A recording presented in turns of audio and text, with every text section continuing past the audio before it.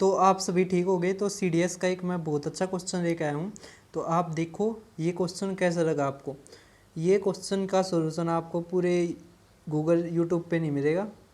Paper CDS में आया है और क्वेश्चन अच्छा है, बहुत ज़्यादा ज़बरदस्त अच्छा है। क्या दे रखा है देखो, एक चीज़ समझो।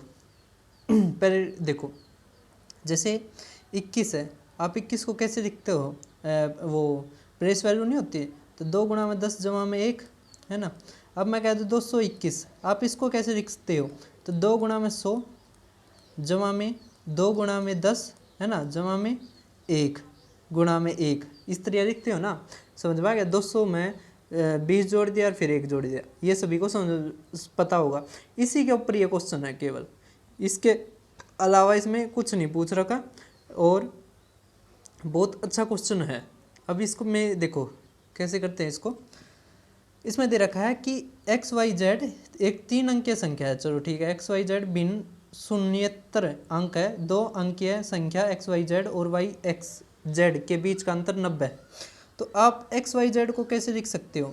तो X गुणा में 100 है ना, गुणा में 100। तो मैं इसको थोड़ा अलग लिख लेता हूँ ताकि आपको दिक्कत ना हो, है ना।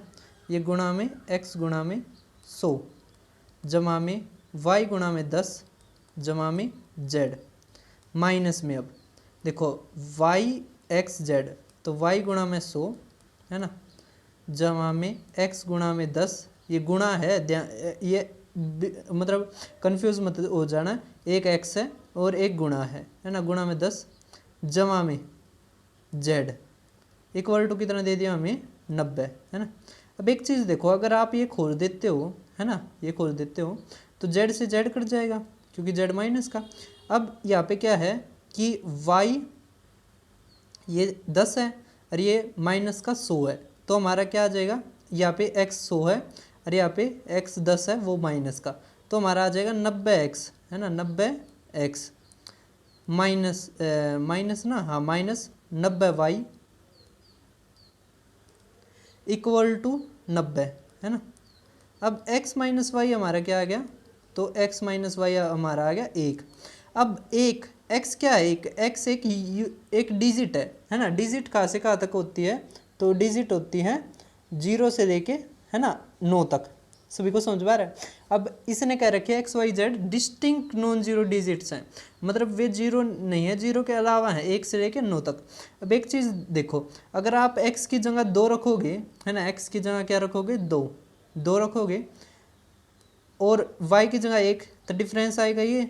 इसी तरह 3 2 4 3 है ना, यहाँ पे लिख देता हूँ मैं 5 4 6 5 है ना, 6 क्या है x और y क्या है 5। इसी तरह 7 6 है ना, 8 7 और 9 8। तो ये पॉसिबल वैल्यूज़ हैं, ये क्या है पॉसिबल वैल्यूज़। सभी को समझ में आ रहा है? तो कितनी होगी, 3 और 3 6 और 2 8, इसका मतलब 8 क्या है, ऐसी पॉसिबल संख्याएं हैं। सभी को समझ में आ गया होगा। दुगुना करके देखना है, दुगुनी स्पीड पे, क्योंकि समझाने में मैं थोड़ा आराम से समझाता हूँ इस चैनल पे खासकर। तो आप चैनल को सब्सक्राइब करो और वीडियो को शेयर करो।